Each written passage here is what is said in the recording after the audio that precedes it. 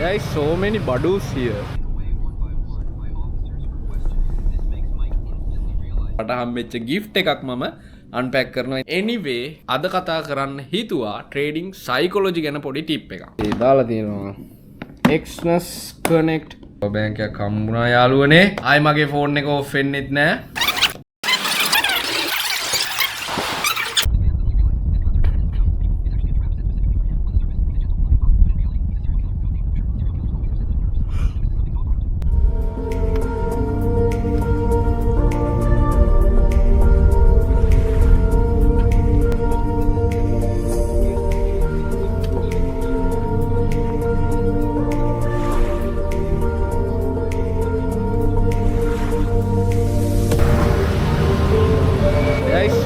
Badus here. They are ignited us. One eternity later. අද batteries දෙකයි මගේ කැමරාවේ අරන් ගියේ. ඉතින් ඉවෙන්ට් එක ඉවර වෙලා එන ගමන් කැම් එකේ බැටරි ලෝ වෙලා තිබ්බේ. ආයේ නැවත වීඩියෝස් ගන්න බැරි වුණා. ඉතින් ඒ හේතුව හින්දා මං ඊට පස්සේ හොටෙල් එකට ඇවිල්ලා බැටරි charge කරලා අරව මේ ඔක්කොම වැඩ ඉවර කරලා තමයි ආයි වීඩියෝ එක කරන්න පටන් ගත්තේ. මොකද හේතුව මම ඔයගොල්ලන්ට කිව්වා vlog එකේදී මම ඔයගොල්ලන්ට trading tip එකක් අනිවාර්යයෙන්ම දෙනවා කියලා. ඉතින් අද දවස පොඩ්ඩක් දිගයි. ඉතින් ඒක නිසා මම මේකත් තනි වීඩියෝ එකක් විදිහට දාන්නම්. ඊළඟ දවස් ටික එක වීඩියෝ එකක් විදිහට දාන්න බලාපොරොත්තු වෙයි. මේ අද දෙන tip එකෙන් පස්සේ තවත් වැදගත් දෙයක් තියෙනවා. හම්බෙච්ච gift එකක් මම unpack කරනවා. ඉතින් ඒකත් බලන්න වීඩියෝ එක ඉවරනකම් අනිවාර්යයෙන්ම බලන්න. Anyway, අද කතා කරන්න හිතුවා trading psychology ගැන පොඩි tip එකක්. Trading psychology කියන්නේ තනිකරම අපේ හිතත් එක්ක ගනුදෙනු කරන case එකක්. තනිකරම. හරි? ඒ කියන්නේ දැන් අපේ knowledge එක ගත්තාම knowledge එක අපිට control කරගන්න පුළුවන්. ඒක control කරගන්න කියන්නේ අපිට knowledge එක වැඩි කරගන්න පුළුවන්, අඩු කරගන්න පුළුවන් කියලා එහෙම එකක් නෑ. මං කියන්නේ knowledge එක අපිට වැඩි කරගන්න පුළුවන් එක එක දේවල් refer කරලා YouTube තියෙනවා, ඊට පස්සේ courses තියෙනවා. හරිද? නමුත් අපේ හිතත් එක්ක අපි ගනුදෙනු කරන එකක් තමයි මේ trading psychology එකදී කරන්නේ. හරි? ඉතින් ඔයාලා දන්නවා සාමාන්‍යයෙන් මේ ඒජ් එකේ කියන්නේ අවුරුදු සාමාන්‍යයෙන් normally ගත්තොත් අවුරුදු ලංකාවේ නම් අවුරුදු 16 ඉඳලා 30 වගේ වෙනකන් පිරිසක් තමයි ගොඩක්ම trading කරන්නේ. සාමාන්‍යයෙන් ඇත්තටම මේ වයස trading කරන්න සුදුසු වයසක් නෙවෙයි. මොකද හේතුව trading psychology case එක තමයි මම ඔයගොල්ලන්ට ඒක ඉස්සරහට කියන්නම් බ්ලෑ කතාව. හරි කොහොම හරි අපේ හිතත් එක්ක තමයි ඉතින් trading psychology වලදී ගොඩක් ගනුදෙනු කරන්න වෙන්නේ අපිට. ඉතින් හිත පාලනය කරනවා කියන එකම තමයි ඇත්තටම trading psychology කියලා කියන්නේ.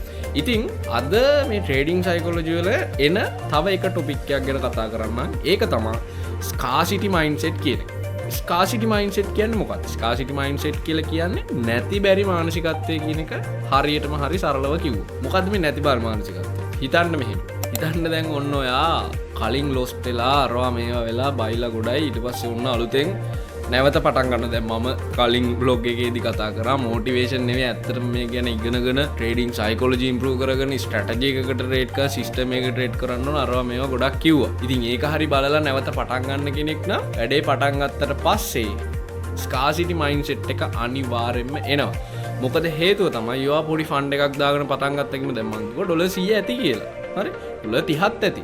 අද මට හම්බුණා මැලේසියන් ට්‍රේඩර් කෙනෙක්. මම ඕනනම් එයාත් එක්ක හෙට කතා කරන වීඩියෝ එකක් දාන්නම් ඕනනම්. හරි ඩොලර්ස් 10ක් එයා ඊයේ රෑ ඩිපොසිට් කරගෙන තියෙන හොටෙල් එකේ ඉද්දිම he has a big capital but පොඩි අර daily expenses cover කරගන්නවා වගේ එයා පොඩි මේ එකක් ගහනවා සහ copy trading කරනවා. ඉතින් ඒකට ඩොලර් 10ක් දාගෙන අද හවස අපේ ඉවෙන්ට් එක ඉවරලා අරවා මේ ඔක්කොම ඉවර වෙලා පොඩ්ඩක් පහළට ඇවිල්ලා කතා කර ඉද්දි account එක පෙන්නුවා ඩොලර් 100කට අප් කරලා එක දවසේ. යා ගොඩක් experience තියෙන ට්‍රේඩර් කෙනෙක්. ගොඩක් කියන්නේ ඉතින් මෙහෙම අවුරුදු at least 3 years old අවුරුදු 3ක් විතර තමයි මේ ට්‍රේඩ් කරනවා කියලා කිව්වේ. මෝල්ඩිව්ස් ඉන්නේ. ඩොලර් 10න් වුණත් මේ මැච් එක පටන් ගන්න පුළුවන්. නමුත් හේතුව තමයි මං කිව්වේ scarcity mindset එක. scarcity mindset එක කියලා කියන්නේ මොකද්ද? scarcity mindset එක කියන්නේ නැති බැරි මානසිකත්වය කියන එක. එතකොට මේක කොහොමද trading වලදී අපිට එන්නේ? දැන් හිතන්න ඕන ඩොලර්ස් 50ක් දාගෙන වැඩේ පටන් ගන්න. ඩොලර්ස් 50ක් තියෙනවා කියලා කියන්නේ සාමාන්‍යයෙන් normal ඔයා trade කරන කෙනෙක් නම් 0.1 වලින් වගේ තමයි lot එක අපිට දාන්න වෙන්නේ. හරි මොකද රිස්ක් එක අඩුම විදිහට තමයි යන්න වෙන්නේ. නමුත් හිතන්න ඔයා ට්‍රේඩ් එක දාව පැත්තට 50 pips මාකට් එක මූණාම ඔයාට ඩොලර් 5ක් එනවා. නමුත් ඔයායේ ඩොලර් පහිතන්න ඒක දැන් TP තමා අපේ 50 පිප්ස් කියලා හිතන්නකෝ. නමුත් ඔයාට ඒක ඇතිද? අනිවාර්යයෙන්ම මදි කියන සිතුවිල්ල ඒ වෙලාවේ එනවම තමා. මොකද ඒක තමයි ස්කාසිටි මයින්ඩ්සෙට් එක කියලා කියන්නේ. අනිවාර්යයෙන්ම මේක එනවම තමා. එහෙම එන්නේ නැති කෙනෙක් ඉන්නවා නම් පහලින් කමෙන්ට් එකක් දාන්න. එහෙම එන්නේ නැති කෙනෙක් ඉන්නවා නම් අනිවාර්යයෙන්ම මේ ස්කාසිටි මයින්ඩ්සෙට් එකේ ඈත් වෙලා ඒක ස්කිප් වෙලා ඊළඟ මයින්ඩ්සෙට් එකට ගිහිල්ලා තියෙන කෙනෙක් අනිවාර්යයෙන්ම. ඔයා ට්‍රේඩින් වලින් සක්සස් වෙන්න නම්, ඔයා ට්‍රේඩින් වලින් කන්සිස්ටන්ට්ලි ප්‍රොෆිට් කරන්න නම් ඔයාට මේ ස්කාසිටි මයින්ඩ්සෙට් කියන එක අයින් කරගන්නම වෙනවාමයි. ඉතින් ඔන්න ඕක තමා ස්කාසිටි මයින්ඩ්සෙට් එක කියලා කියන්නේ. හරි ඩොලර් 50ක් දාගෙන 50 පිප්ස් ගත්තත් ඩොලර් 5ක් විතර එනවා. ඉතින් ඒ ඩොලර් 5 මදි. මොකද අර ඔයාගේ හිස්ටරි එක දිහා බලපුවම ඔයා ලොස් වෙලා තියෙන ප්‍රමාණය බලපුවම ඩොලර් 5 ඇත්තටම මදි කියලා හිතනවා. ඩොලර් 5 කියන්නේ ඇත්තටම ලංකාවෙන් දෙන එකද රුපියල් 1500ක් නේ. හරි ඒක අපිට දැනෙන්නෙත් නෑ. ඒක මදි තමයි ඇත්තටම කතාව. නමුත් ඔයාගේ කැපිටල් එකට සාපේක්ෂව ගත්තොත් $50 වලට $5 ඔයා ප්‍රොෆිට් කරනවා කියලා කියන්නේ. එතනම 10% ඔයාට, ඒ කියන්නේ ඔයාගේ කැපිටල් එකෙන් 10% ඔයාට ප්‍රොෆිට් එකක් නැත්තම් රිවෝඩ් එකක් හම්බෙලා දිනවා. හිතන්න කැපිටල් එකකින් 10% හම්බ වෙනවා කියලා කියන්නේ. කැපිටල් එකකින් 10% හම්බ වෙනවා කියලා කියන්නේ ඒක මාරම වටින දෙයක්. ලෝකේ ඉන්න හොඳම ඉන්වෙස්ටර් වොරන් බෆට් පවා එයාගේ ඇනුවල් රිටර්න් එක 10% වගේ තමයි ඒ ආසන්නෝ වගේ තමයි එයාත් බලාපොරොත්තු වෙන්නේ. එහෙම ඔයා ට්‍රේඩ් කරලා ප්‍රොෆිට් එකක් ගන්නවා. අනිවාර්යයෙන්ම වොරන් බෆට්ටත් වඩා හොඳ ඉන්වෙස්ටර් කෙනෙක් අනිවාර්යයෙන්ම ඔයාව ලොකු මීඩියා එකක ඉස්සරහා ෆොටෝ එකක් දාලා තියන්න ඕනේ. ඉතින් ඔයා සක්සස්ෆුල් සහ ප්‍රොෆිටබල් විදිහට දිගටම කන්සිස්ටන්සි ට්‍රේඩ් කරන ට්‍රේඩර් කෙනෙක් වෙන්න නම් අනිවාර්යයෙන්ම මේ ස්කාසිටි මයින්ඩ්සෙට් කියන එකෙන් ඈත් වෙන්නම වෙනවමයි. ඒකට හිත හදාගන්න වෙනවමයි. ඔයාට ෆොරෙක්ස් මාකට් එකෙන් කොච්චර ප්‍රොෆිට් එකක්ද දෙන්නේ, ඔයා ඒ ප්‍රොෆිට් එකට අනිවාර්යයෙන්ම හිත හදාගන්න වෙනවමයි. ඒක කරන්න බෑනේ මෙහෙමයි අරවා මේ ඒ කතා අදාළ නෑ. ඔයා අනිවාර්යයෙන්ම ඊළඟ ට්‍රේඩ් එකක් දෙකක් දායි. හරි දැන් හිතන්න ඩොලර් 5ක් ඔයා ප්‍රොෆිට් කරා. ඒක මදි කියලා හිතලා ආයේ ට්‍රේඩ් එකක් ගන්නවා. ඔන්න ඩොලර් 2ක් විතර ලොස් එක යද්දි අන්න ක්ලෝස් කරනවා. ඊට පස්සේ ආයෙ ට්‍රේඩ් එකක් ගන්නවා. දැන් හොඳටම හිතට අවුල්. දැන් අර ගත්ත ප්‍රොෆිට් එකක් නැතුණ අපරාධෙ මහන්සිය කියලා හිතනවා. ඊට පස්සේ වෙන්නේ දන්නේම නැතුව ඔයාගේ කැපිටල් එකම නැති වෙලා ඔයාගේ account එකම වොෂ් වෙලා යන එක තමයි අනිවාර්යයෙන්ම වෙන්නේ. මේ වීඩියෝ එක බලන සහ මේ ට්‍රේඩින් ලයිෆ් එකේ සක්සස් වෙලා ඉන්න හැම ට්‍රේඩර් කෙනෙක්ගෙම අහලා බලන්න, නැත්නම් ඔයාගේ හිතින් ඔයා අහලා බලන්න. ඔයාට ඕක වෙලා තියෙනවාමයි. ගොඩක් ට්‍රේඩර්ස්ලා ලොස් වෙන්න ප්‍රධානම හේතුවක් තමයි එතකොට මේ ස්කාසිටි මයින්ඩ්සෙට් කියලා කියන්නේ. ඔයා අනිවාර්යයෙන්ම මේ ස්කාසිටි මයින්ඩ්සෙට් එකෙන් ඈත් වෙලා ඔයාගේ හිත හදා ගන්න ඕන. ඔයාට මාකට් එක දෙන ප්‍රොෆිට් එක කොච්චරද, ඒ ප්‍රොෆිට් එක මට ඇති කියලා ඔයාට හිත හදා ගන්න ඕන අනිවාර්යයෙන්ම. ඉතින් ඒක හිත හදා ගන්න බැරි නම් පොඩ්ඩක් ඔය law of attraction වගේ දේවල් පොඩ්ඩක් follow කරලා බලන්න. ඉතින් ඒ වගේදී පොඩි tips තියෙනවා. ඉතින් ওই දේවල් අපිට improve කරගන්න පුළුවන්. එහෙනම් ඊළඟ vlog එකකින් අපි කතා කරමු scarcity mindset එකකින් ඈත් වෙලා අපි මොන වගේ mindset එකක්ද හදා ගන්න ඕන සහ ඒ mindset එක හදා ගන්න අපි මොනවද කරන්න ඕන දේවල් කියලා. ඒකෙන් එක tip එකක් තමයි මම ඔය කතා කරපු law of attraction ගැන පොඩ්ඩක් හොයලා බලන්න. ට්‍රේඩර් කෙනෙක් විදිහට අපේ mind එක පුළුවන් තරම් නිරවුල්ව නිරෝගීමත්ව තියෙන එක තමයි ගොඩක්ම හොඳ. මොකද ට්‍රේඩින් කියන දේ ගත්තොත් එහෙනම් මේක තනිකරම භාවනාවක් වගේ කරන්න ඕන දෙයක්. භාවනාවක් වගේ කියන්නේ මං කියන්නේ අපි ගොඩක් කට්ටිය ඉන්නේ පොඩි කැපිටල් තියෙන ට්‍රේඩර්ස්ලා. ලංකාවේ මං හිතන්නේ ඩොලර් 10,000 50,000 තියෙන ට්‍රේඩර්ස්ලා ගොඩක් ඉන්නවා කියලා. සාමාන්‍යයෙන් ගොඩක් කට්ටිය ඉන්නේ $1,000 වලට වඩා අඩු කට්ටිය. මොකද හේතුව තමයි ඩොලර් 100 200 දදා ලොස් වෙවි යනවා. නමුත් ඒගොල්ලොන්ගේ ඕවරෝල් ලොස් එක බලපුවාම ඔන්න ඩොලර් 20,000 30,000 විතර වෙනවා සමහර කට්ටියගේ. හරි. නමුත් ඉතින් අරක තමයි හේතුව. ඉතින් ඔයාට අනිවාර්යයෙන්ම එතකොට ට්‍රේඩ් කරනවා නම් මේ හිත අනිවාර්යයෙන්ම පාලනය කරගන්න පුළුවන් වෙනවා. ඊට පස්සේ ඔයාට ඒ කරන ප්‍රැක්ටිස් එකත් එක්ක හිතන්නකෝ. ඒ කියන්නේ අපි මොකක් හරි දෙයක් හැම වෙලේම කරනවා නම් ඒ දෙයට අනිවාර්යයෙන්ම අපේ මනස ප්‍රෝග්‍රෑම් වෙනවා. හරි. ඊට පස්සේ ඔයාට ප්‍රශ්නයක් නැහැ. මම කලින් ලෝකෙකදී කතා කරා ඔයාට ඩොලර් 100ක් මැනේජ් කරගන්න බැරි නම් ඔයා කොහොමද ඩොලර් 10,000 2000ක් ඩොලර් 10,000ක් 20,000ක් මැනේජ් කරන්නේ නේ? නමුත් ඔයා ඩොලර් 100 ඉඳලා ඔයා උඩට හදාගෙන එනවා නම් ඒ පුරුද්ද අනිවාර්යයෙන්ම ඩොලර් 10,000 20,000 ලක්ෂේ 100,000 k වගේ යනකම් හරි ඔයාට කැමති ප්‍රමාණයක් යනකම් ඔයාට ඒ කරගෙන ආපු විදිහට වැඩේ කරගෙන යන්න පුළුවන්. අනිත් දේ තමයි මේ වගේ කරගෙන යද්දි දැනෙන සක්සස්ෆුල් එකකින් ඔයාට නැවත මොටිවේෂන් එකක් එනවා. මම නියම ට්‍රේඩර් කෙනෙක් කියලා. හරි. ඒ සැටිස්ෆැක්ෂන් එකම ඇති ඔයාට ඉස්සරහට ඔයාගේ account එක grow කරගෙන යන්න. හරි. ඉතින් අද වීඩියෝ එකේ මම ටිකක් කියෙව්වත් වැඩි වගේ. right. anyway දැන් යන්නේ අද මට ඉවෙන්ට් එකෙන් හම්බිච්ච ගිෆ්ට් අන්පැක් කරලා බලන්න. ඉතින් ඔයාලට ට්‍රේඩිං සයිකොලොජි ගැන හෝ මේ ස්කාසිටි මයින්ඩ්සෙට් අරවා මේවා ගැන වීඩියෝ සීරීස් එකක් ඕන නම් හරි ඕන නම් මං එහෙම කියන්න හේතුව තමයි ඉතින් ලංකාවේ ගොඩක් කට්ටිය එක එක ඇනලයිස් මෙතඩ් පස්සේ යනවනේ. එක දෙයක් කියන්න ඕන. දැන් ඔය එක එක ඇනලයිස් මෙතඩ් තියෙනවා ICT කියයි, එලියට් වේව් කියයි. හරි ඊට පස්සේ ෆුට් ප්‍රින්ට් කියයි, අරවා මේවා මැලේසියන් SNR, සිංගප්පූර් SNR අරවා මේවා බයිලා ගොඩයි. හරි නමුත් අර මම කියපු කොහෙද මැලේසියන් නෙමෙයි මෝල්ඩියුස් ට්‍රේඩර් පාවිච්චි කරන්නේ just support and resistance and the candlestick pattern. He said simply bro සාමාන්‍යයෙන් මට හිතෙන කතාවක් තමයි traders have become profitable when they stop learning technicals. ඒක තමයි ඇත්තම කතාව. සාමාන්‍යයෙන් මම දන්න ට්‍රේඩර්ස්ලා සහ මගේ ජීවිතෙත් මගේ ට්‍රේඩින් ලයිෆ් එකත් එක්ක ගත්තා. එහෙනම් යනවා ඊළඟ වැදගත් දෙයට. ඉවෙන්ට් එකෙන් හම්බෙච්ච gift දෙකක් තමයි බලන්න යන්න. ඉතින් එක gift එකක් නම් උඩින් පේන්න තියෙනවා. ඊළඟ එක ටිකක් විශේෂ දෙයක් වගේ තියෙනවා වගේ මට හිතෙන විදිහට. මං ඉතින් ඔයගොල්ලොත් එක්ක මේ එක්ස්පීරියන්ස් එක බෙදා ගන්න ඕන නිසා මං අන්බොක්ස් කරන්න ගියේ නෑ. රයිට් එකක් නම් පේනවා හම්බෙලා තියෙනවා පවර් බෑන්ක් එකක්. මම මේක කැඩුවෙත් නෑ තාම. මේ තාම කඩලත් නෑ මේ. මේක මෙහෙම තියෙනවා. අපි බලමු try කරලා. right. කැමරාව මම ගහ ගන්නවා මෙතන. ඕකේ. ඔයාලට පේනවද මාව? One eternity later. හරි පේනවා. right. මේ තියෙන්නේ පළවෙනි gift එක. බැලුබෙල්මට පේනවා තනිකරම මෙතන ගහලත් තියෙනවා 10,000 mAh fast charging mini power bank with building lighting and type C cables, mini portable LED digital display, 4 outputs, safe on board. ඒක නම් වැදගත්. හරි මට හැමදාම යාළුවෝ වයින්නවා උඹේ ෆෝන් එක හැම වෙලාවෙම ඔෆ් වෙනවා පවර් බෑන්ක් එකක් ගනින් කියලා. ඔන්න පවර් බෑන්ක් එකක් හම්බුණා යාළුවනේ. ආයි මගේ ෆෝන් එක ඔෆ් වෙන්නෙත් නෑ පවර් බෑන්ක් එකේ charge තියෙනකම්. අපි බලමු නිල් පාට එකක් කොයි දීලා දින්නේ. That one is good bro. Alright. මේ ගණන් ගන්න එපා පොඩ්ඩක්. මේ කැමරාවේ බැටරි කේස් එකයි වොච් එකයි අරවා මේවා ලැප් එක ඔක්කොම දීලා තියෙනවා. හරි. This is the power bank Exynos Connect 2025 out type C lighting. ඊට පස්සේ nice iPhone cable එකක් තියෙනවා. ඊට පස්සේ type C එකක් තියෙනවා. okay that's good. හරි කමන්න charger එක ගහන්න. 9% charge දෙනවා. ඔයාලට blink වෙලා වගේ පේනවා ඇත්තේ මේ.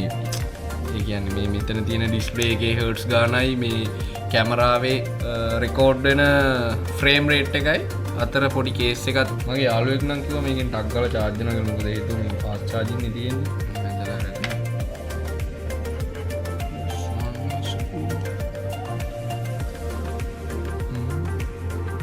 nice. හරි මේක මෙහෙම charge එකට දාලා ඊට අමතරව charging cable එකක් තියෙනවා. එච්චරයි. Next we will unbox this massive gift. tada මොකක්ද යකෝ මේ තුවක්කුවක් අදිනවා. මේ පැත්තේ දාලා තියෙනවා Exynos Connect 2025. එතකොට මේ පැත්ත හරව ගත්තනම් හරියයි.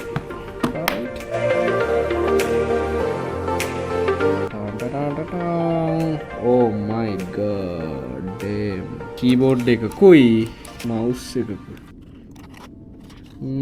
දාලා තියෙනවා.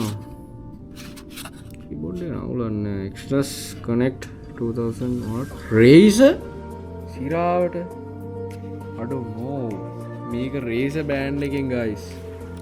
mouse එකක් තියෙනවා bluetooth. Razer කියන්නේ මං ආසම gaming brand එකක් සහ මගේ යාළුවෙකුත් ඉන්නවා මේ Razer mic එකක් එහෙම sorry mouse එකක් එහෙම පාවිච්චි කරන එක පට්ට ස්මූත් තා. DPI එක එහෙම මරු. ඊළඟට තියෙනවා ඒ brand එකෙන් oh my god රේසර් මේ බැජ් එක ඒක මරුවා. that's nice nice color. මේක මම හිතන්නේ පාට මාරු කරන්නත් පුළුවන් ඇති. ඒකේ මේ නම්බර්ස් මොකුත් පේන්නේ නැහැ, ඉලක්කම් මොකුත් පේන්නේ නැහැ, මේ යටින් බලුවත් මොකුත් පේන්නේ. මේ නිකන් ඔප්ෂන්ස් මේක ලයිට් එකක් තුනම තමයි පේන්නේ. nice. මේ orange switches තියෙනවා. that's good. orange switches තියෙනවා. මෙතනින් තියෙනවා charging port එක. ඊට පස්සේ තියෙනවා 2.4 bluetooth. PC එකට හරි පාවිච්චි කරන්න.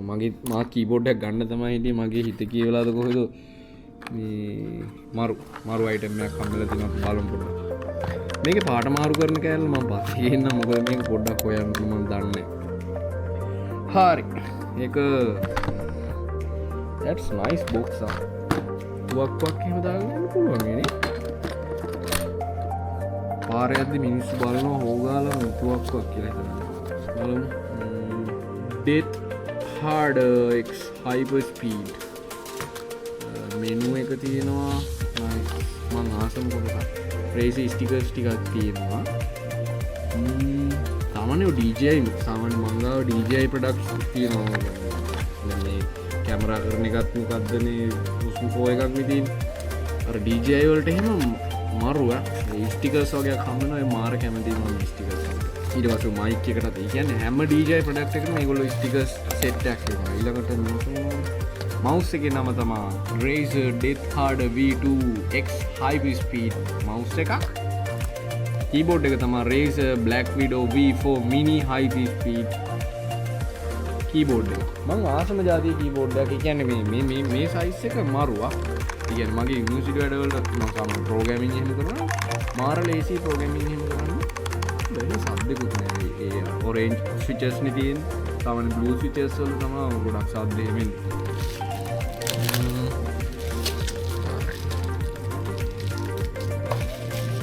කේබල් එකක් තියෙනවා. මේක අර අමුතු අර මැටීරියල් එකකින් හදලා තියෙන එක නැමුණාට කැඩෙන්නේ තියෙන සින්නක් තියෙනවා. මාර ප්‍රීමියම් ගතියක් තියෙනවා. කේබල්ස් වල. ඊට පස්සේ මෙතනින් එනවා කීබෝඩ් එක ක්ලීන් කරන්න එහෙම සහ මේ රේසර් වලට මගේ අර යාළුවා එහෙම කස්ටම් මේ කීස් එයා කී කැප්ස් හරි කී කැප්ස් ගෙන්නනවා. කී කැප්ස් මාරු කරන්න ගලවන්න එහෙම තමයි මේක තියෙන. පොඩි ගලවලා බලන්න. oh my god නිකම් ගැලවෙනවා. කියලා දන්නේ නැහැ. හරි. let's see how it works. Lap එකට තමයි ඉතින් ගන්න වෙන්නේ PC එක නෑ. මම හිතන්නේ මේක මේ Mac වලට මේ පාවිච්චි කරන්න පුළුවන් මේක. ඒ කියන්නේ මම දන්නේ නැහැ මොකද මම Mac පාවිච්චි කරලා නැහැ. Apple products වල iPhone විතරයි පාවිච්චි කරලා තියෙන්නේ. යාළුවෙක් කිව්වා මේ Razer brand එක Mac වලට පාවිච්චි කරන්න පුළුවන් කියලා MacBook blah blah blah ඕන එකට. හරි. keyboard එක බලමු. One eternity later.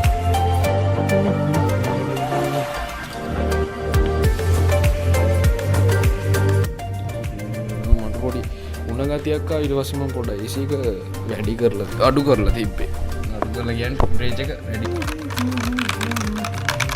okay nice product thank you especially thank you my friend Joven.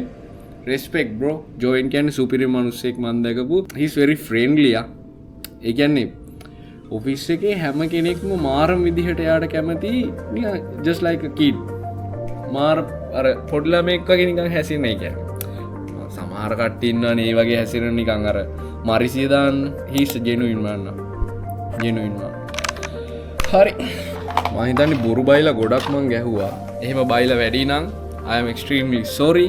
මොකද මම vlog කරලා නැහැ කලින්. මේ first time vlog කරන්නේ. මං කිව්වා කලින් ඉතින් මගේ experience එක share කරගන්න තමයි ඔයගොල්ලොත් එක්ක මම මේ vlog එක කරන්න පටන් ගත්තේ. සහ මට YouTube video ගන්න කම්මැලි. මොකද ආයෙ setup හදන්න ඕන අරවා මේවා බයිලා ගොඩයි.